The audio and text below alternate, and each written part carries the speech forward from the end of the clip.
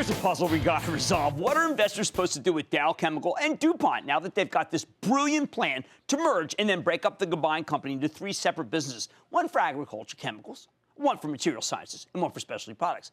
I think this move could create tremendous amounts of value. But at the same time, this has become an incredibly tough environment for any company with agricultural exposure, and all the cyclicals, which includes the big chemical companies, are getting hammered.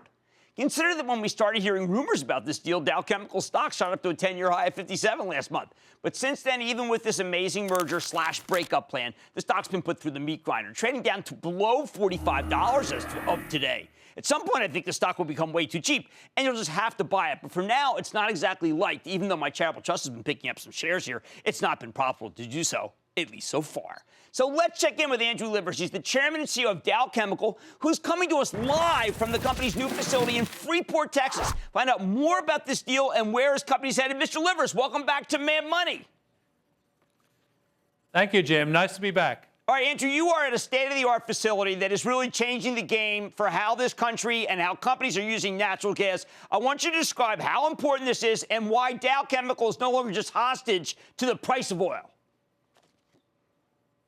So the facility we are inaugurating today, Jim, is called a PDH facility. It takes shale gas-based propane, which is the cheapest in the world, and makes a vital feedstock called propylene, where a lot of downstream products that we make and others make is based on. And the opportunity to do that here in Texas, to do it here in the United States, we've inaugurated the world's largest facility to do this. It's the first of its kind, a Gen 1 facility, and we just inaugurated it this morning, and it's producing propylene, and this is a third of Dow's previous purchases of propylene, which were oil-based, will now move over to this facility, and we'll make it from propane. So that's point number one. The other thing I did today, Jim, is we inaugurated our new innovation center. 900 scientists under one roof. It's the building I'm in right now. 900 scientists. The campus will swell to 2,000. This is science in America for value-add products that we need to create sustainable solutions, whether they be in energy efficiency, better packaging, lightweight materials for transportation, and therein is the Dow strategy. Integration, low costs, the propylene unit, innovation, value-add, the Texas Innovation Center. That's what I've been doing today. All right. Now, Andrew, this is amazing. And typically when oil goes down, Dow has gone down. But this is a game changer. You're using fuel that's cheaper than oil, so you can capture that. You're probably the lowest cost user in the world. But here we have a stock that is going to 45. And if there had been no deal with DuPont, I would be pounding the table saying you can buy back stock. Your earnings are going to explode. Look at this innovation. It's a fount of knowledge and technology. Andrew, is the DuPont Dow deal putting a lid on Dow's stock? I don't believe the Dow-DuPont deal is doing that, Jim. Look, you said it, I think, in your intro. The macros here are everywhere and nowhere. And the only thing that's going to come through here eventually is companies that perform. The agricultural market is going through a downslide, and our friends at DuPont are heavily exposed to that, and they revised their outlook. We're less exposed, but we're also exposed, as you said, to the manufacturing sector and the views to China. So there are two cyclical phenomena occurring that are affecting both of us. At the end of the day, what we will do, and we are doing it daily, every day, marching to the close of this magnificent deal. This deal makes so much sense. For years, Dow's been asked, how are you going to grow in agriculture? What are you going to do with Dow AgroSciences? Well, here's the answer. We're putting it together with DuPont, and DuPont Ag Sciences will be the #1 player in seeds, traits, and chemistry. And we're doing it in a tax-efficient manner. How can that not be a good deal? That is a phenomenal deal. Now, on top of that, we're receiving a DuPont business that fits packaging and materials, transportation, automotive, hand in glove to Dow. So the Dow Materials Company will be born and will be no longer that diffuse and that diluted across many markets. Very focused, packaging, transportation, construction, personal care. So these two companies get born, and then a small little portfolio company that'll have its own value driver. The synergies in doing this at $3 billion a year, which is the number we put out there, what we will do these next many months, Ed Breen and I, we'll be out there with investors. We'll walk them through the deal. We'll walk through the specifics. And you'll look back at your question and say, it wasn't a range-bound question. It was, the market's on a very big down right now. We've been caught up in it. The outlooks are the outlooks. As we perform and explain, you'll see the reaction. All right, well, let's go back to your facility at Freeport again, because I agree with you. The market's really reacting only to short-term situations. Our natural gas is so plentiful that I have to ask you, are we the cheapest manufacturing site in the world right now if you're using natural gas? Okay, so the answer is going to be yes, but there's a qualification.